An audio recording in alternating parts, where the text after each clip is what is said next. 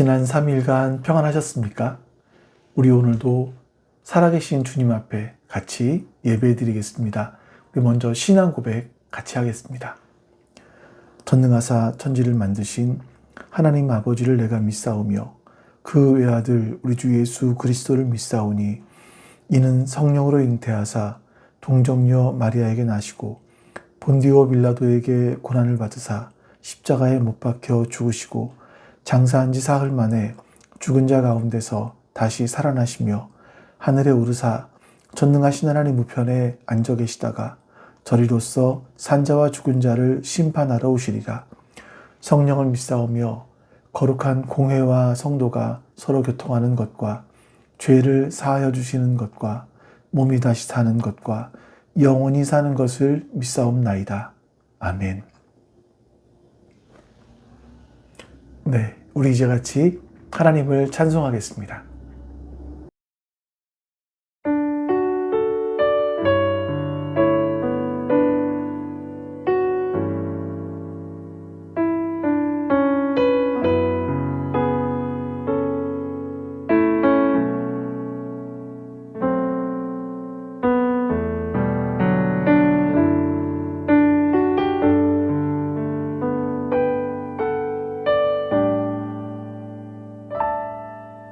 나를 지으신 이가 하나님,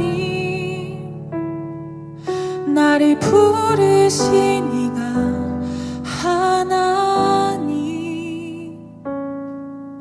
나를 보내신 이도 하나님, 나의 나 된 것은 다 하나님 은혜라.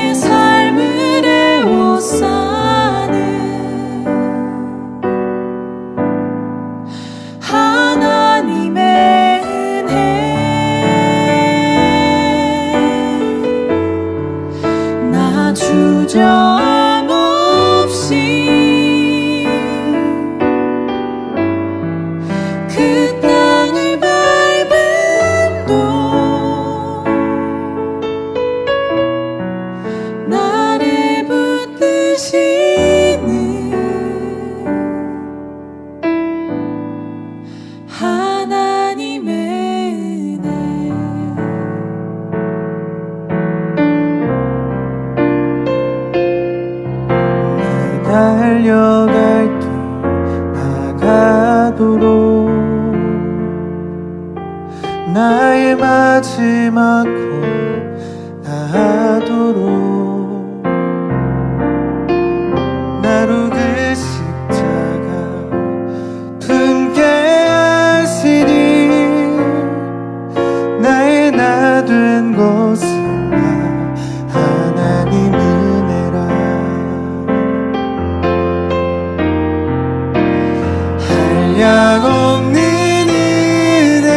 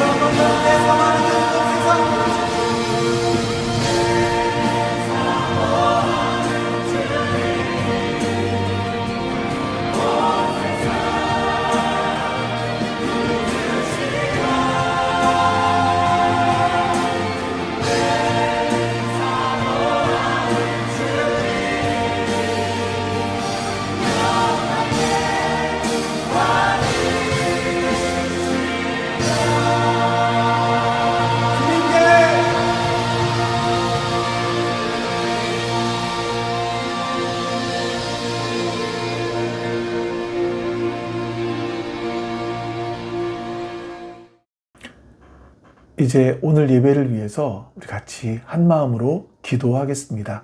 옆에 기도 제목을 참조하시면서 우리 기도합니다. 아버지 하나님 감사합니다. 오늘도 하나님 앞에 머리 숙이게 해주셔서 감사합니다. 하나님의 은혜가 우리 가운데 있음을 고백합니다. 하나님의 인자와 자비하심이 저희 안에 있음을 고백합니다. 하나님, 주님이 아니고서는 우리가 설 수 없는 자임을 고백하오니 주여 도와주시옵소서. 주님 들어주시옵소서. 매일마다 주님을 붙들고 매일마다 주님의 은혜를 기억하며 하나님 주 앞에 서서 주님을 예배할 수 있는 주의 말씀으로 살아낼 수 있는 우리가 될 수 있도록 도와주시옵소서. 우리 주 하나님께서 기뻐하시는 그 선한 뜻이 무엇인지 하나님 보고 발견할 수 있도록 역사해 주시옵소서. 우리 하나님 살아계십니다. 그 사랑 영원하네.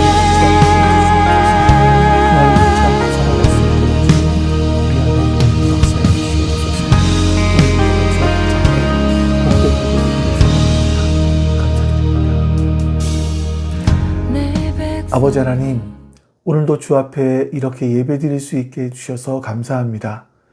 이 시간도 우리가 주님을 기억하고 주님의 말씀을 우리의 마음에 새기는 시간 되게 해주시옵소서. 주 앞에 기도하며 우리의 마음을 쏟아놓는 시간 될 수 있도록 도와주시옵소서. 그렇게 주님 앞에 서서 우리 하나님을 우리의 아버지로 고백하며 주님을 따라 살기로 결단하는 우리가 될 수 있도록 도와주시옵소서.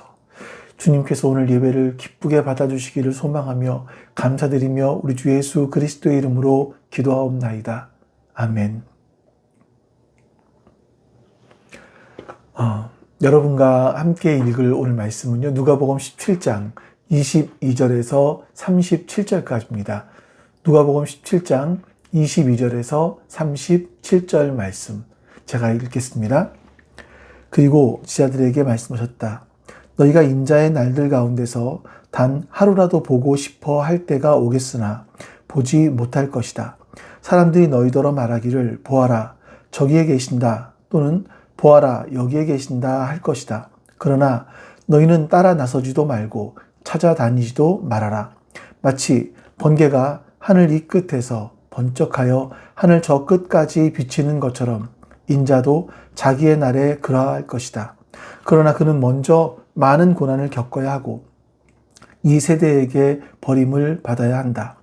노아의 시대에 일이 벌어진 것과 같이 인자의 날에도 그러할 것이다.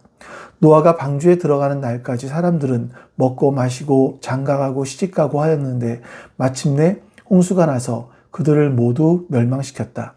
롯 시대에도 그와 같은 일이 벌어졌다.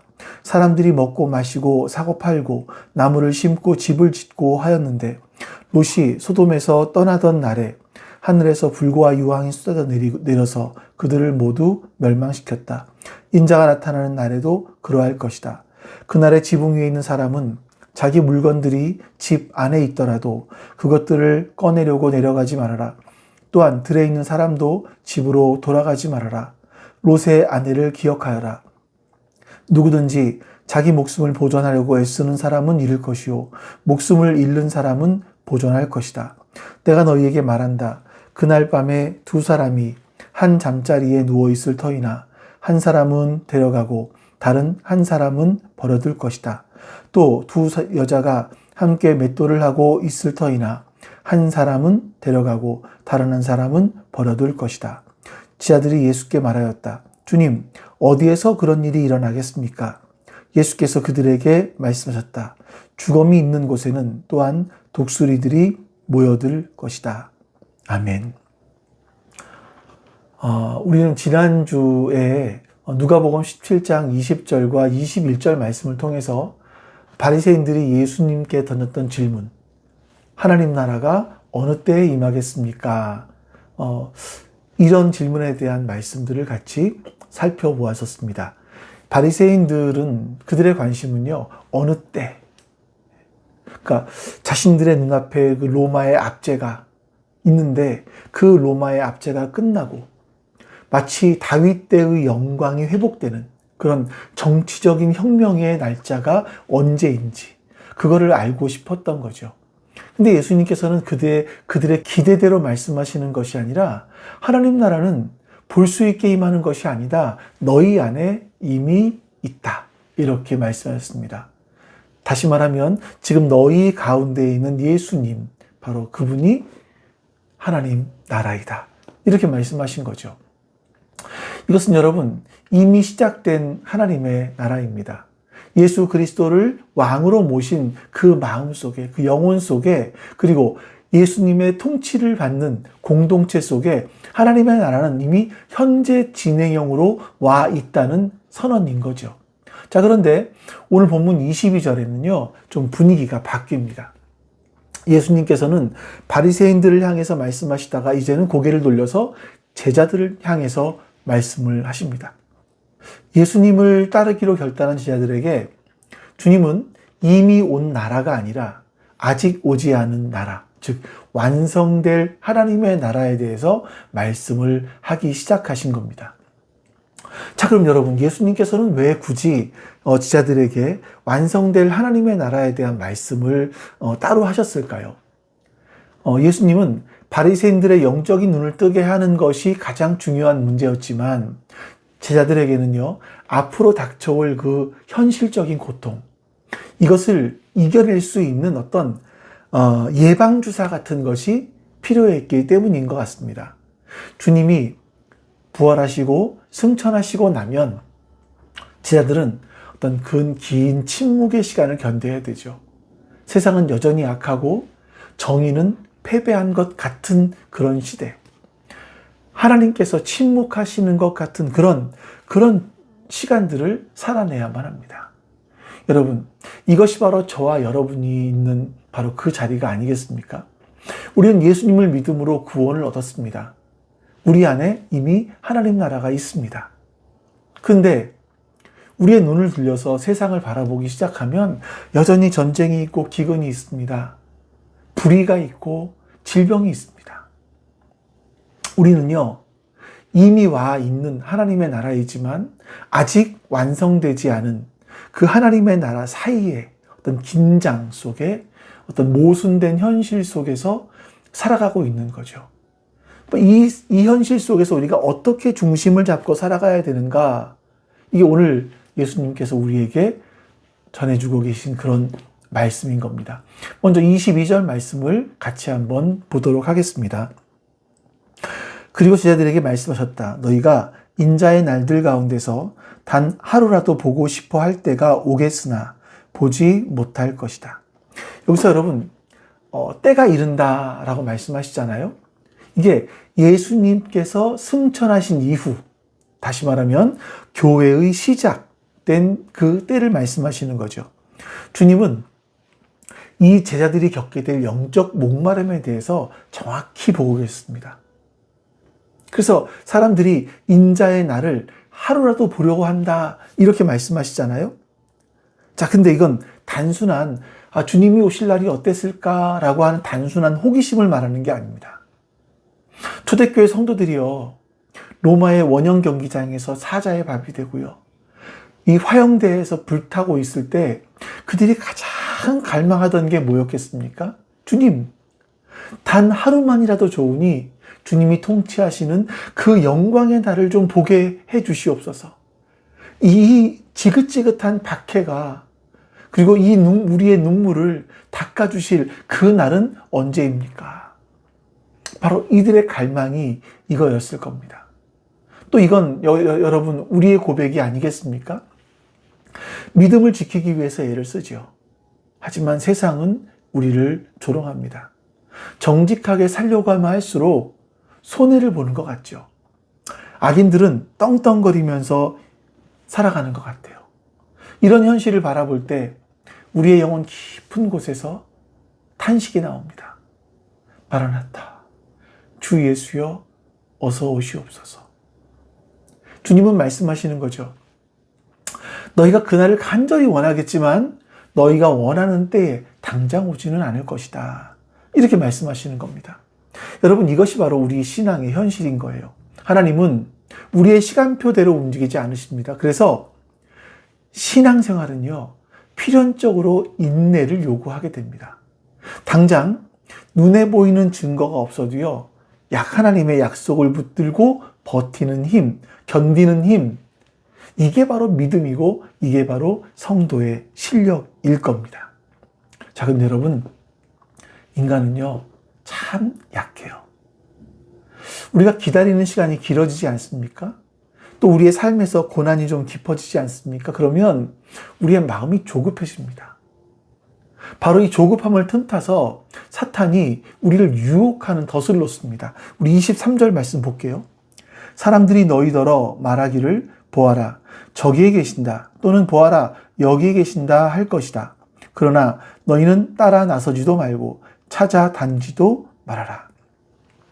여러분, 역사상 수많은 이단들, 거짓 선지자들이 바로 이런 패턴을 반복했습니다.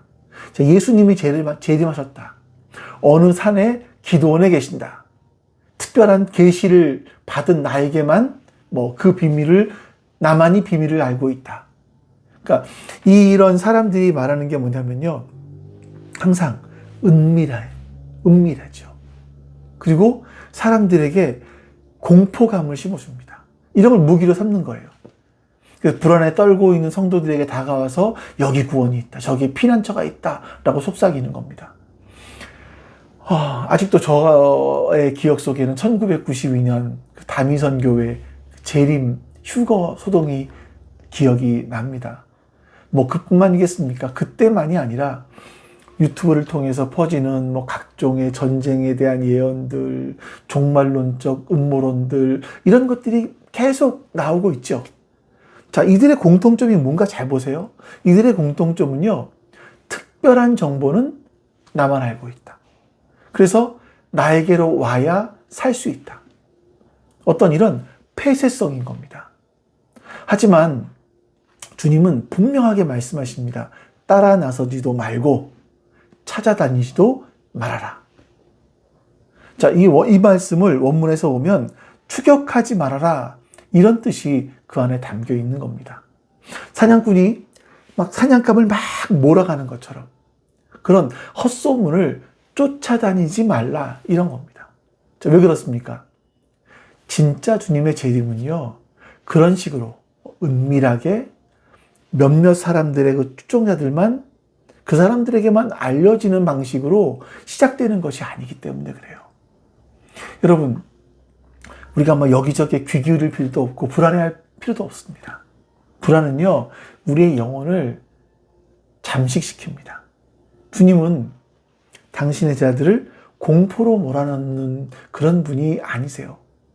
자, 그러면 주님은 언제 진짜 오십니까? 24절에서 아주 분명한 하나의 이미지를 우리에게 그려주십니다. 24절. 마치 번개가 하늘 이 끝에서 번쩍하여 하늘 저 끝까지 비치는 것처럼 인자도 자기의 날에 그러할 것이다.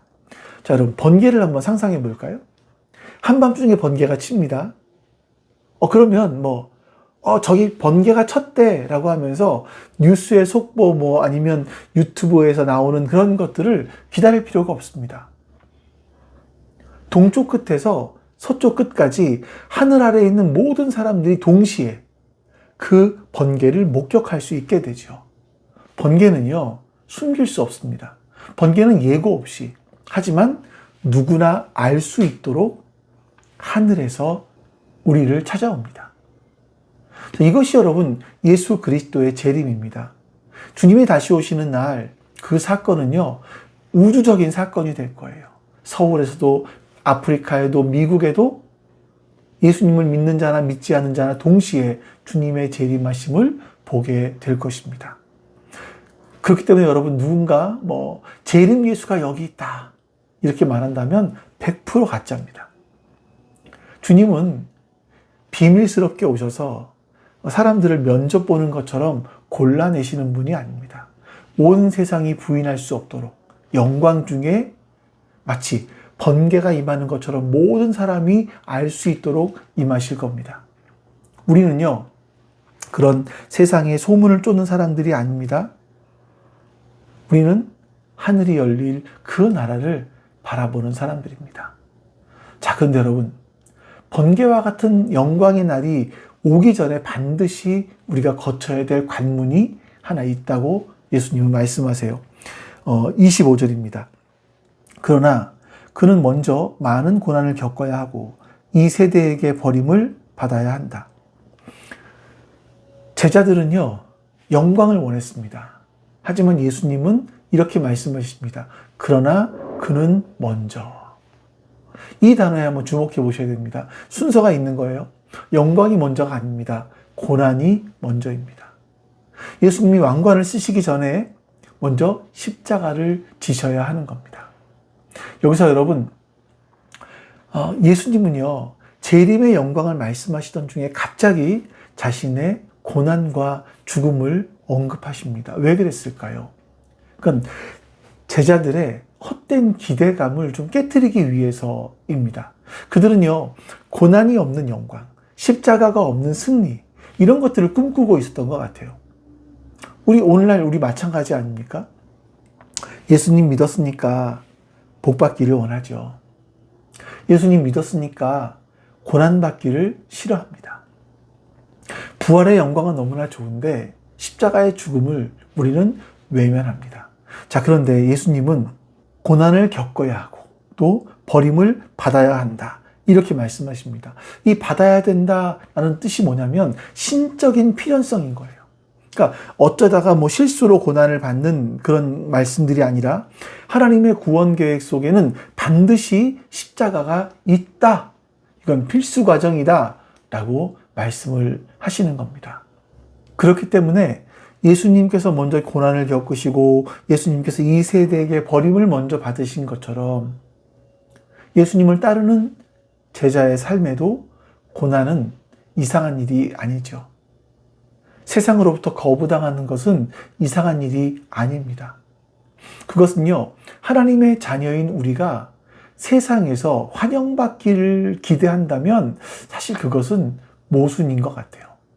우리가 기다리는 재림하시는 주님은요, 화려한 연예인이 아니라 죽임당한 어린 양의 모습으로 오시는 심판주이십니다. 자, 그렇기 때문에 참된 기다림은요, 고난을 회피하는 것이 아니라 고난 속에서도 믿음을 묵묵하게 지키며 자기 십자가를 지고 주님을 따라가는 바로 그 길인 겁니다. 자, 그렇다면 여러분, 주님이 다시 오시는 날 세상은 어떤 모습일까요? 예수님은 인자가 오시는 날의 풍경을 설명하기 위해서 인류 역사상 가장 끔찍했던 두 번의 심판을 우리에게 말씀하세요. 바로 노아의 홍수와 소돔과 고모라의 멸망의 사건입니다. 우리 26절부터 30절까지 말씀을 같이 보겠습니다. 노아의 시대에 일이 벌어진 것과 같이 인자의 날에도 그러할 것이다. 노아가 방주에 들어가는 날까지 사람들은 먹고 마시고 장가가고 시집가고 하였는데 마침내 홍수가 나서 그들을 모두 멸망시켰다. 롯 시대에도 그와 같은 일이 벌어졌다.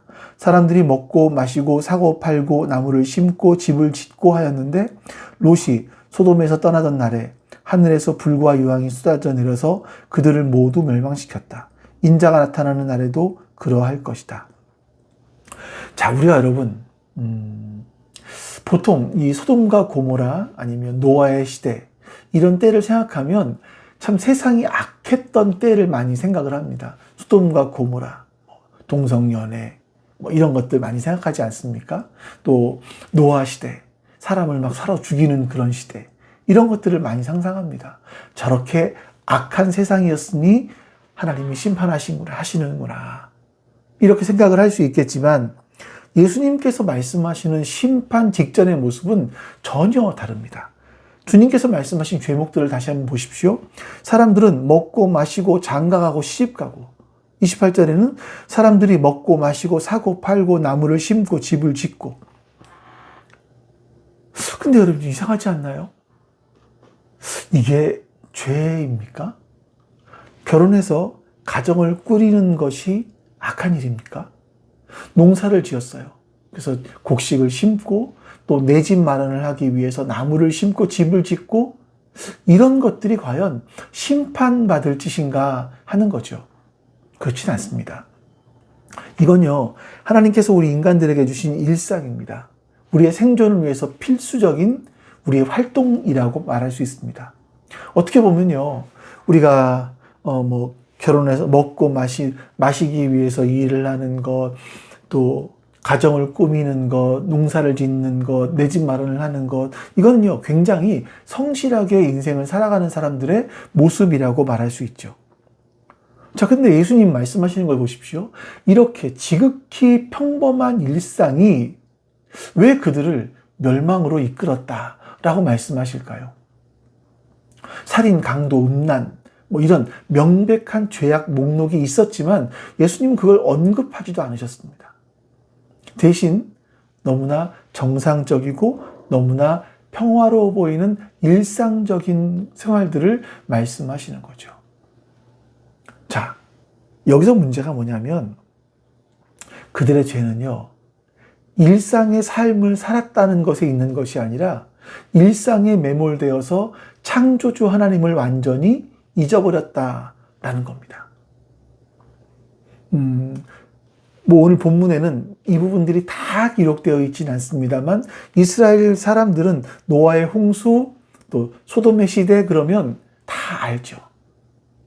자, 노아부터 볼까요? 노아가 120년 동안 방주를 짓고 있었습니다. 또 노아는 때때로 복음을 전하기도 했었습니다.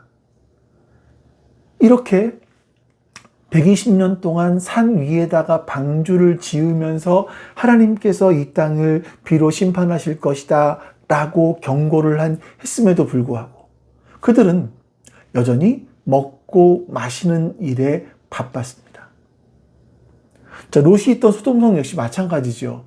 롯이 소돔의 사람들에게 경고를 했지만 그들은 집을 사고 파는 일에만 몰두했습니다. 이걸 여러분 신학적인 용어로 말해서 실천적 무신론이라고 이야기를 해요. 앞에서는요, 입으로는요, 신을 부정하지 않습니다.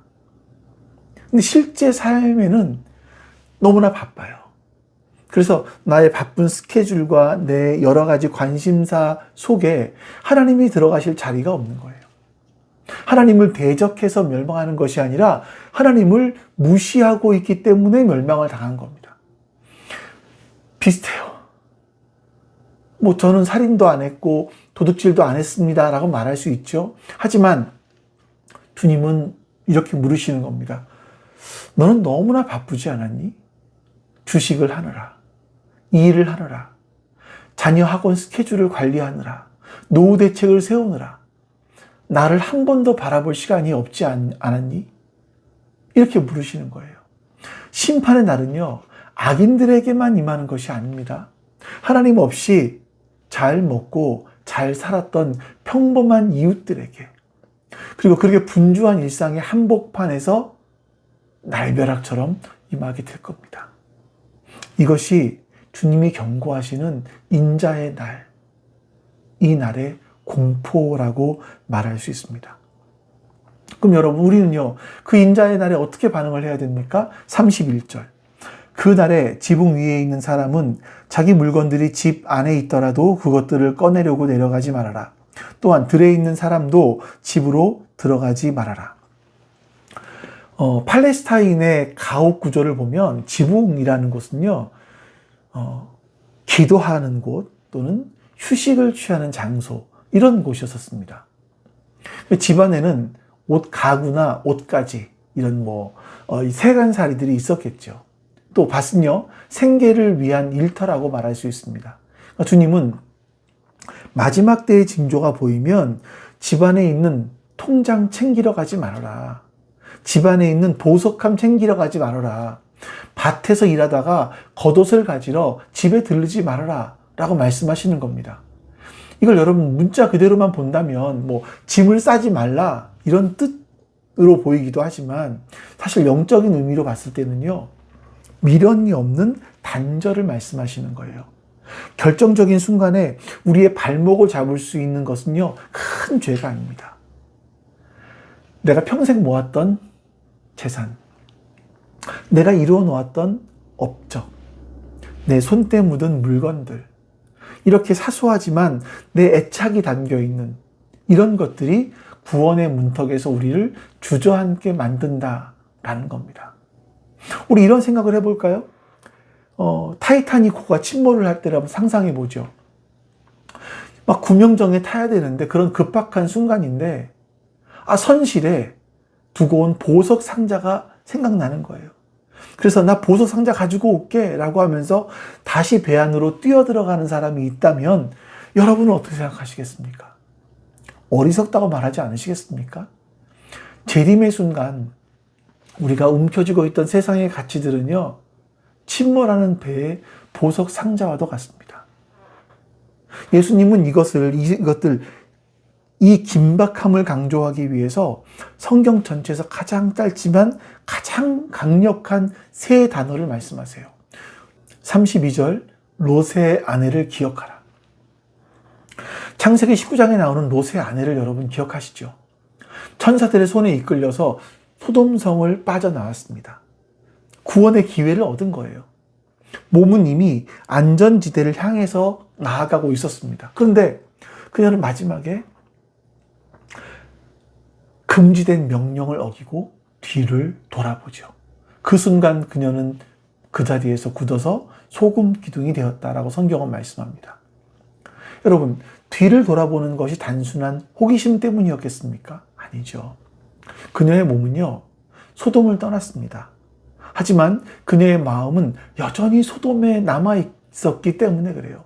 지금 불타고 있는 저 도시에 두고 온 나의 집, 나의 친구, 나에게 안락함을 주었던 그 세상의 것들, 그 쾌락들, 그거를 끌어내지 못하고 미련이 남아 있어서 고개를 돌리게 되었던 겁니다. 여러분, 롯의 아내는 악인은 아니었던 것 같아요. 그는 악인이었던 어쨌든 그는 구원의 대열에 합류했던 사람입니다. 이것이 정말 무서운 점인 것 같아요. 교회 안에 있다고, 직분이 있다고 안심하면 안 됩니다. 몸은 예배당에 와 있지만 우리의 마음은 여전히 세상 성공, 세상의 쾌락, 이거를 향해 고개를 돌리고 있다면 우리도 롯의 처와 다를 것이 없는 겁니다. 그녀는 구원의 문턱에서 멸망의 비극을 경험하게 된 아이콘이 되는 거예요. 예수님께서 기억해라 라고 말씀하신 이 주님의 말씀을 우리의 뼈에 새겨야 할 겁니다. 자, 또 예수님은 이렇게 말씀하십니다. 33절입니다. 누구든지 자기 목숨을 보존하려고 애쓰는 사람은 잃을 것이요 목숨을 잃은 사람은 보존할 것이다. 여기서 여러분, 목숨이라는 단어는요, 육체적인 생명만을 말하는 것이 아니라 우리가 이 땅에서 중요하게 여기는 자아, 내 소유, 안전, 이런 것들을 다 포함하는 것 같아요. 소돔성의 재산을 지키려던 롯의 아내는요, 생명을 잃었습니다. 목숨을 잃었죠. 반대로 모든 것들을 버리고 빈손으로 산으로 도망쳤던 롯은 목숨을 얻었습니다. 여러분, 이 역설이 우리에게 주는 도전을 여러분 기억하셔야 됩니다. 움켜쥐면 죽습니다. 세상의 줄을 놓지 않으려고, 내 자존심을 지키려고, 내 통장을 지키려고 발버둥 치면 결국 영원한 생명을 놓치게 됩니다. 그러나 주님을 위해서, 복음을 위해서 이 땅의 안전을 포기할 각오가 된 사람은요, 역설적으로 진짜 생명을 얻게 됩니다. 여러분, 양손에 떡을 쥐고 주님의 손을 잡을 수는 없습니다. 세상이라고 하는 짐을 가득 지고 좁은 문을 통과할 수는 없습니다. 종말을 사는 지혜는요, 채우는 것에 있지 않고 비우는 것에 있습니다. 언제든지 주님이 오라고 하시면, 네, 주님, 다 털툴툴 털고 일어날 수 있는 가벼운 영혼, 그것이 깨어있는 바로 주님의 신부의 모습이라고 할 수 있을 겁니다. 자, 그리고 예수님은요, 가장 충격적이고 어쩌면 가장 슬픈 말씀을 하세요. 34절, 35절. 내가 너희에게 말한다. 그날 밤에 두 사람이 한 잠자리에 누워 있을 터이나 한 사람은 데려가고 다른 한 사람은 버려둘 것이다. 또 두 여자가 함께 맷돌질을 하고 있을 터이나 한 사람은 데려가고 다른 한 사람은 버려둘 것이다. 여러분, 이 장면을 한번 머릿속으로 상상해 보십시오. 첫 번째는 밤입니다. 두 사람이 한 침대에 누워 있어요. 부부일 수도 있겠고 형제일 수도 있겠죠. 가장 친밀한 상대, 무방비 상태로 휴식을 취할 수 있는 그런 공간을 말합니다. 두 번째 장면은 낮이에요. 두 여자가 맷돌을 갈고 있었습니다. 함께 땀 흘리며 일을 하는 거죠. 뭐 수다를 떨면서 밥을 준비할 수도 있었겠죠. 그러니까 동료나 가족이었을 겁니다. 근데 그 평범한 일상, 평범한 순간에 아무런 예고도 없이 하나는 데려감을 얻고 하나는 버려둠을 당했습니다. 여러분, 예수님의 구원과 심판의 기준은요, 장소나 관계에 있지 않다는 걸 말씀하시는 거예요. 겉보기에 두 사람은 똑같습니다. 똑같이 잠을 잤고 똑같이 맷돌을 갈았습니다. 세상의 눈으로 볼 때 누가 알곡이고 누가 가라지인지 구별할 수 없습니다. 하지만 주님은요, 구별하시는 거죠. 여기서 데려감을 얻었다라는 단어는요, 예수님이 제자들을 맞아들이시는 거예요. 그래서 당신 곁에 두신다라는 따뜻한 표현이 그 안에 들어있습니다. 근데 반대로 버려둠을 당했다라는 말씀은요, 심판의 자리에 홀로 방치되는 겁니다. 여러분, 도대체 뭐가 이 둘을 이렇게 갈라놓았을까요? 맷돌 돌리는 실력이겠습니까? 잠버릇이겠습니까? 아니죠. 그 한 사람의 마음에는 예수 그리스도가 계셨고 또 한 사람의 마음에는 예수 그리스도가 계시지 않았다라는 겁니다. 한 사람은 맷돌을 돌리면서도 역시 그 마음이 하나님을 향해 있었고 깨어있는 거죠. 다른 한 사람은 맷돌 돌리는 일과 세상 걱정에 함몰되어서 예수님에게서 관심이 떠나 있어. 예수님께는 잠든 자에 속해 있었던 겁니다. 여러분, 이것이 경고이기도 하고 우리에게 위로가 되기도 합니다. 우리가 아무도 알아주지 않는 부엌에서, 남들이 보지 않은 공장에서 묵묵히 일하는 바로 여러분을 주님은 보고 계신다라는 겁니다. 나의 곁에, 나의 옆에 사람이 나를 비웃더라도 내 안에 있는 믿음을 주님은 아십니다. 그리고 그 결정적인 날 주님은 정확하게 주님의 핀셋으로 집어내는 것처럼 우리를 구별해 내실 겁니다. 하지만 교회 의자에 나란히 앉아서 예배드린다고 해서 모두가 하나님 나라에 들어가는 것은 아니라는 사실을 명심하셔야 합니다. 육체적인 거리가 영적인 거리를 보장해 주지는 않습니다. 가장 가까운 사람이 영원히 멀어질 수 있는 날, 바로 그날이 인자의 날인 겁니다. 예수님의 이 말씀을 듣고 제자들이 예수님께 묻습니다. 37절. 제자들이 예수께 말하였다. 주님, 어디에서 그런 일이 일어나겠습니까? 그러니까 제자들은요, 예수님의 이 말씀을 듣지만 여전히 장소가 궁금한 거예요. 어디에서 이런 일이 일어나겠습니까? 예루살렘입니까? 아니면 로마입니까? 그럼 우리는 어디로 피해야 됩니까? 이런 거예요. 그러니까 사람들은요, 장소, 때, 이런 걸 통해서 내 안전을 확보하고 싶은 거죠. 내가 통제하고 싶은 정보, 내가 이런 환경들을 통제하고 싶은 이런 정보를 원하는 겁니다. 근데 예수님은요, 예수님 대답은요, 마치 수수께끼처럼 보이지만 인간들의 본질을 꿰뚫는 그런 답을 하세요. 예수께서 그들에게 말씀하셨다. 죽음이 있는 곳에는 또한 독수리들이 모여들 것이다. 여러분, 광야에서 짐승이 죽어서 시체가 생기면 누가 알려주지 않지만, 소문내지 않지만 독수리들은 귀신같이 알고 모여듭니다. 시체, 다시 말해서 영적인 부패가 있는 곳에 독수리, 심판이 임하는 것은요, 자연의 법칙처럼 피할 수 없는 일이다 말씀하시는 거죠. 자, 예수님은 이런 겁니다. 장소를 묻지 마라. 영적으로 죽어있는 곳, 하나님을 거부하고 세상 쾌락에 취해서 썩어가는 그곳이 바로 심판의 장소다. 여러분, 우리가 하나님의 심판을 피할 수 있는 특정한 안전지대는 없습니다. 깊은 오지에 숨어도 어떤 사람들은, 어떤 부자들은 땅을 파고 뭐 깊은 곳에 벙커를 만든다라고 하는데, 거기 숨어도 내 영혼이 죽음의 상태에 있다면 거기는 심판의 독수리가 찾아올 것입니다. 자, 오늘 우리는요, 누가복음 17장을 통해서 예수님의 재림에 대해서 살펴봤습니다. 주님은 번개처럼 공개적으로 오십니다. 그러나 그 전에 세상은요, 노아의 때처럼, 롯의 때처럼 하나님을 잊고 세상에 빠져서 바쁘게 살아갈 겁니다. 사람들이 일상에 취해 있을 것이고요, 누군가 롯의 부인처럼 세상의 미련 때문에 뒤를 돌아볼 것입니다. 그리고 마침내 그날에 한 침대에서 또 한 맷돌에서 영원한 운명이 갈라지게 될 것입니다. 여러분, 이 말씀이 두려우십니까? 여기에 대한 공포는 사탄이 주는 거죠.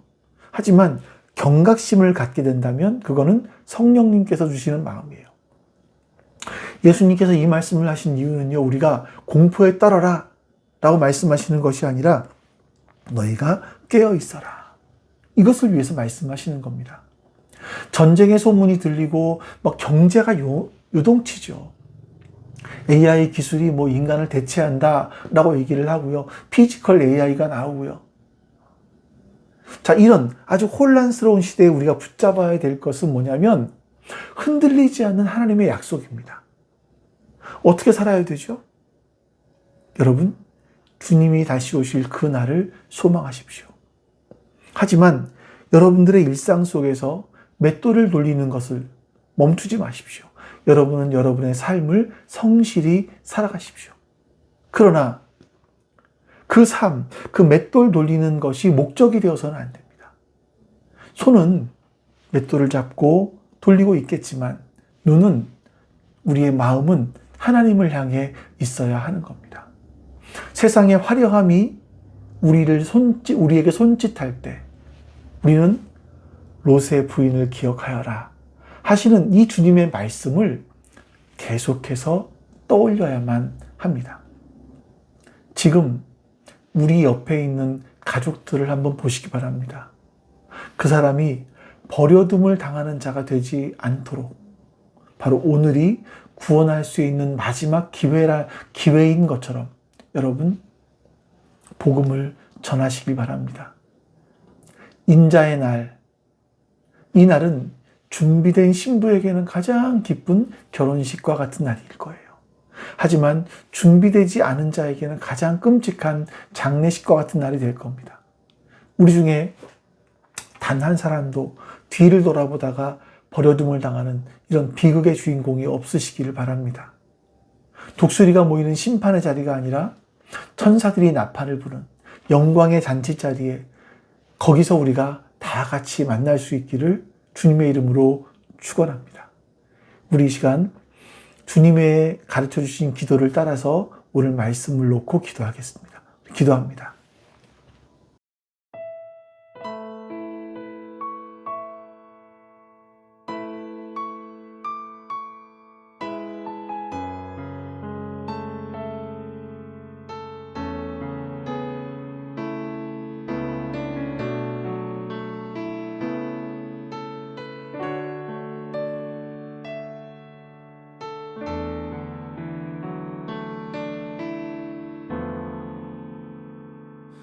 나의 백성이 다 경비하여 내게 기도하며 나의 얼굴을 구하여서 그 악한 길 떠나며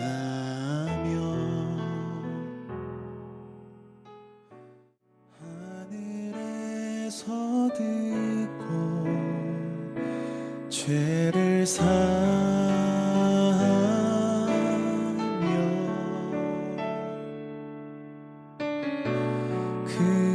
그들의 땅을 고치리라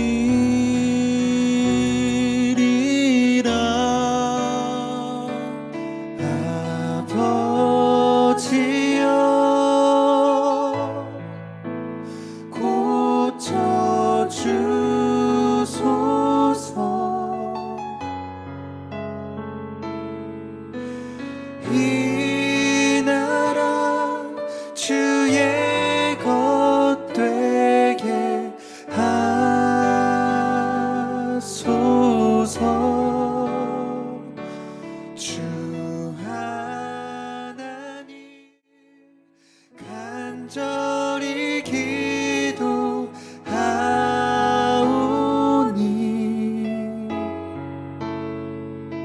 상한 이 땅 새롭게 하소서.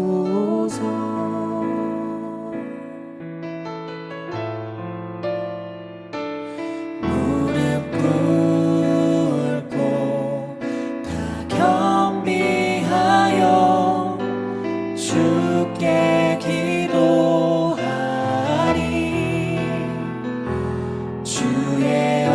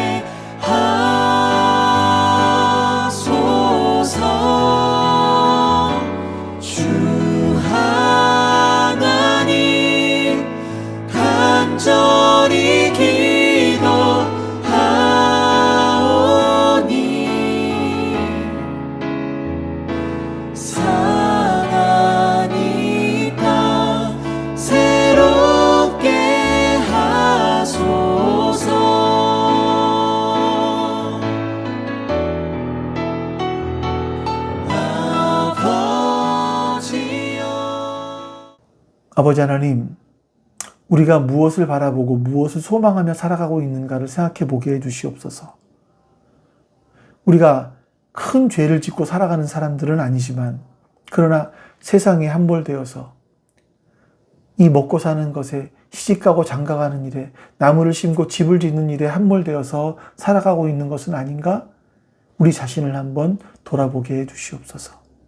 그 일터에서 맷돌을 갈면서 그 맷돌의 정신이 팔려서 주님을 잊어버리는 일이 없도록 우리의 마음을 붙잡아 주시고, 우리가 주님께서 부르시는 그날 기쁨으로 주 앞에 나아갈 수 있는 우리가 될 수 있도록 은혜를 베풀어 주시옵소서. 그날까지 매일매일의 삶을 주님께서 우리와 함께 하시고 우리의 모든 삶을 붙들어 주시기를 소망합니다.